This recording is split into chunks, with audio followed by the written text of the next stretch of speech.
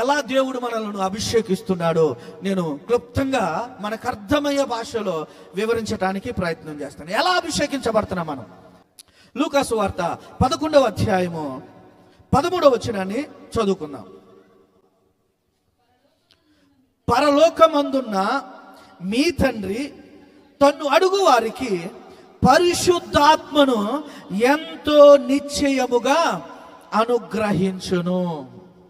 ఎంతో నిశ్చయముగా పరిశుద్ధాత్మను అనుగ్రహించును. యేసుక్రీస్తు దగ్గర శిష్యులు ఈ విధంగా ప్రార్థన చేస్తున్నారు. ఏమని అంటే, అయ్యా నీవు చక్కగా తండ్రికి ప్రార్థన చేస్తున్నావు. నీవు ప్రార్థన చేసి ఎవరి కొరకైతే నువ్వు ప్రార్థన చేస్తున్నావో వారు ఏమవుతున్నారు? బాగుపడుతున్నారు. నువ్వు ప్రార్థన చేస్తే దయ్యాలు పోతున్నాయి. నువ్వు ప్రార్థన చేస్తే స్వస్థతలు జరుగుతున్నాయి. నువ్వు ప్రార్థన చేస్తే చచ్చిపోయిన వారు లెగుస్తున్నారు. నువ్వు ప్రార్థన చేస్తే అద్భుతాలు జరుగుతున్నాయి. నువ్వు ప్రార్థన చేస్తే అయ్యో 5 రొట్టెలు 2 చేపలు కూడా అద్భుతంగా 5,000 మందికి పంచిపెట్టడానికి ఆశీర్వదించబడ్డాయి. అమ్మో, ఇంత పెద్ద ప్రార్థన, ఇంత గొప్ప ప్రార్థన, ఇంత అభిషేకము కలిగిన ప్రార్థన మాకు కూడా నేర్పించయ్యా. ఏమని అడుగుతున్నారు? మాకు కూడా నేర్పించు అని శిష్యులు అడుగుతున్నప్పుడు యేసుక్రీస్తు ప్రభువారు ప్రార్థనను గురించి నేర్పించి ఏమని చెప్తున్నాయంటే, ఇదిగో మీ లోకములో చెడ్డ తండ్రి తన బిడ్డలు ఏమి అడిగితే ఏమిస్తున్నారు? రొట్టెని అడిగితే తల్లిదండ్రులు ఏమిస్తున్నారు? బిడ్డలకి రాయి తీసుకొచ్చి ఇస్తున్నారా? ఇదే రాయా, ఇదే రొట్టె తినయ్యా అని ఇస్తున్నారా? లేదు.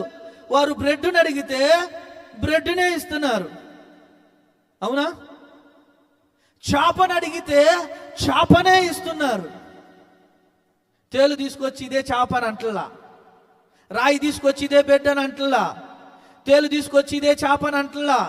బిడ్డలు ఏది అడిగితే మీరు అది ఇస్తున్నారు కదా. మీరు చెడ్డవారై ఉన్న తల్లిదండ్రులైనా, మీలో చెడుతనము ఉన్నా, ఏంటంట, మీలో చెడుతనము ఉన్న మీ బిడ్డల యొక్క క్షేమం, మీ బిడ్డల యొక్క ఆశ, మీ బిడ్డల యొక్క కోరిక మీరు ఎరిగి వారు అడిగినప్పుడు వారు అడిగినది అడిగినట్టుగా ఇస్తున్నారు. మరైతే పరలోకములో ఉన్న నేను, సర్వమానవాళికి తండ్రినైన నేను, మీరు అడిగినది నేను ఇవ్వకుండా ఉంటానా అని దేవుడు అంటూ ఏమంటున్నాడు తెలుసా? మీరు పరిశుద్ధాత్మను అడగండి. మీరు పరిశుద్ధాత్మను అడగండి. ఈ లోకములో శ్రేష్టమైనది పరిశుద్ధాత్ముడు. ఈ లోకములో నిన్ను ఆశీర్వాదకరమైన మార్గములో నడిపించేది పరిశుద్ధాత్ముడు. ఈ లోకములో మోక్షమునకు నడిపించేది పరిశుద్ధాత్ముడు. ఈ లోకములో నీకు ఏమి కావాలో దానిని దయచేయగలిగిన వాడు పరిశుద్ధాత్ముడు. మీరు పరిశుద్ధాత్ముని అడిగితే, పరిశుద్ధాత్ముడు కావాలి అని ఆశపడితే, పరిశుద్ధాత్మ చేత నింపబడాలి అని కోరిక కలిగి ఉంటే పరిశుద్ధాత్ముడు మీకు నిశ్చయముగా నేను దయచేస్తాను. ఎవరికి? అడిగిన వారికి. ఎవరికి? అడిగిన వారికి. పరిశుద్ధాత్ముడు, పరిశుద్ధాత్మ అభిషేకము, పరిశుద్ధాత్మ యొక్క శక్తి నాకు కావాలి అని అడిగిన వారికి, పరిశుద్ధాత్మ అభిషేకము నాకు కావాలి అని అడిగిన వారికి దేవుడు అంటున్నాడు, మీరు అడిగారు కాబట్టి నేను మిమ్మల్ని అభిషేకిస్తున్నాను, పరిశుద్ధాత్మ చేత అభిషేకిస్తున్నాను, నా పని కొరకు మిమ్మల్ని అభిషేకిస్తున్నాడు. దేవుడు ఎవరిని పడితే వారిని వాడుకోడు. మనం గత వారం తెలుసుకున్నాం. ఎందుకు శత్రువులు వచ్చి, ఎందుకు సమరయులు వచ్చి మేము మందిరము కడతాము అని అంటే సేవకుడు ఏమన్నాడు? వద్దు అన్నాడు. వద్దు, మీరు మాకు సహాయం చేయవద్దు. కారణము నీది మిశ్రమ విశ్వాసము. నీది మిశ్రమ విశ్వాసము. నువ్వు దేవతలను ఆరాధిస్తావు, నీవు దేవుడిని ఆరాధిస్తానంటున్నావు. నీది మిశ్రమ విశ్వాసము, నీది సరి అయిన భక్తి కాదు. నీవు దేవుని పని చేయకూడదు. దేవుడు ఎవరిని ఎన్నుకుంటున్నాడు అని అంటే ఆత్మపూర్ణులను ఎన్నుకుంటున్నాడు.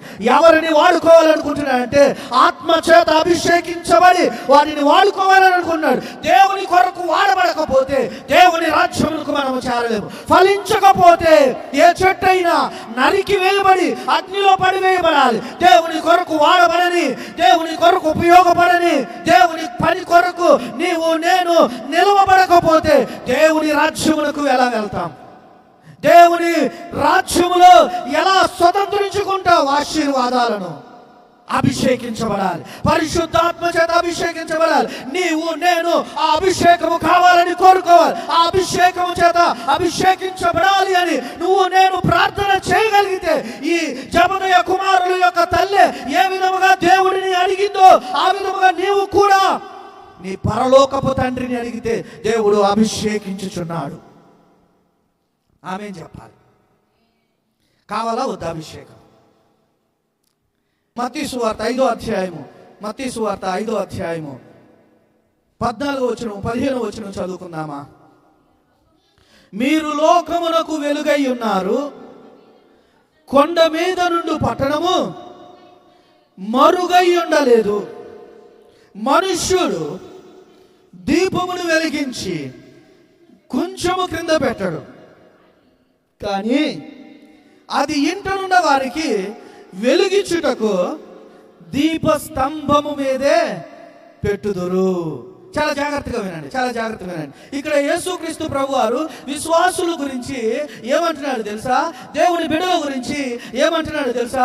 మీరు లోకములకు వెలుగై ఉన్నారు, కారణము నేను మిమ్మల్ని వెలిగించాను, మీ దీపమును వెలిగించాను, మీ దీపమును వెలిగించాను కాబట్టి మీరు వెలుగై ఉన్నారు.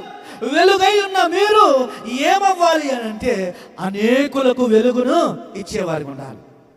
కొండ మీద ఒక పట్టణం కట్టారండి, అది దాక్కొని ఉండగలుగుతుందా? కనబడకోకుండా ఉండగలుగుతుందా? ఉండదు. ఏమవుతుంది?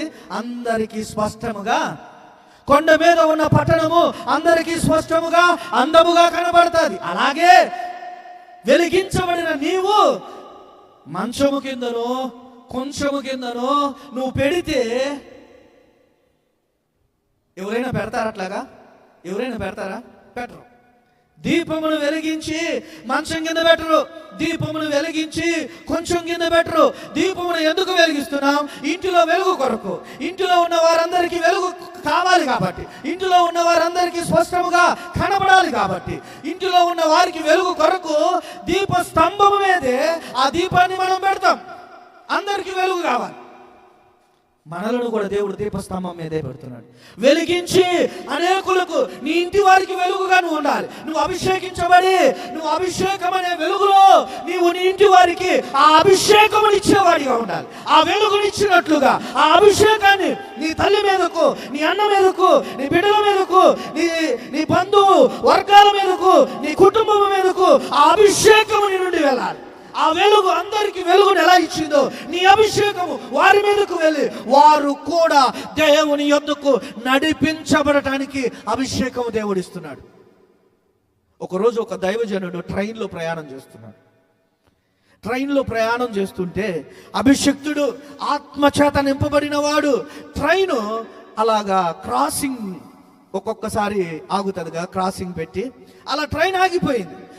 దూరములో కొంతమంది ఏం చేస్తున్నారంటే పేకాట ఆడుకుంటున్నారు. ఈ దైవజనుడు ఆ ట్రైన్లో ఉన్నాడు. ఇతనికి తెలియదు వాళ్ళు పేకాడుకుంటున్న విషయం. దైవజనుడు ఎక్కడున్నా పరిశుద్ధాత్మ చేత అభిషేకించబడిన వాడు కాబట్టి ప్రార్థన చేస్తూ ఉంటాడు. ఈ దైవజనుడు బహుశా ప్రార్థన చేస్తున్నాడేమో. ఇతని మీద ఉన్న పరిశుద్ధాత్మ అభిషేకము అలా వెళ్ళి పేకాట ఆడుకుంటున్న వారి మీద పడగానే వాళ్ళందరూ ఆ పేకలను పడేసి మోకాళ్ళ తండేసి పాపాలు ఒప్పుకుంటున్నారు. అయ్యో నేను పాపిని, నేను ఈ పాపం చేసి ఆ పాపం చేశాను, నేను ఈ పాపం చేశాను, నేను ఆ పాపం చేశాను, పాపాలు ఒప్పుకుంటున్నారండి. పరిశుద్ధాత్మ నీ నుండి, నీ దైవజనుడి నుండి అలా వెళ్ళి మన మీదకి వస్తుంది. మన మీద ఉన్న అభిషేకము మన కుటుంబం మీదకి వెళ్తుంది. అందుకని దేవుడు ఆత్మచేతనే నా పని జరుగుతుంది అని ఎలా చెప్తున్నాడో తెలుసా? నీవు నేను సాధనాలుగా వాడబడటానికి అప్పగించుకుంటే నీ మీద ఉన్న పరిశుద్ధాత్ముడే ఆయన తన కార్యము తాను చేసుకుంటాడు. ఆత్మచేత నింపబడి నీ ఇంట్లోకి వెళ్ళు.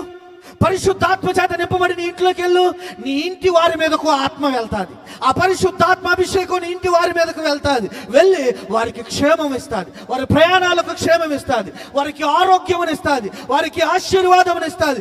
నీవు దీవించబడితే నీ కుటుంబం దీవించబడుతుంది, నీవు రక్షించబడితే నీ కుటుంబం రక్షించబడుతుంది, నీవు అభిషేకించబడితే నీ అభిషేకము నీ ఇంటి వారి మీదకి వెళతాది.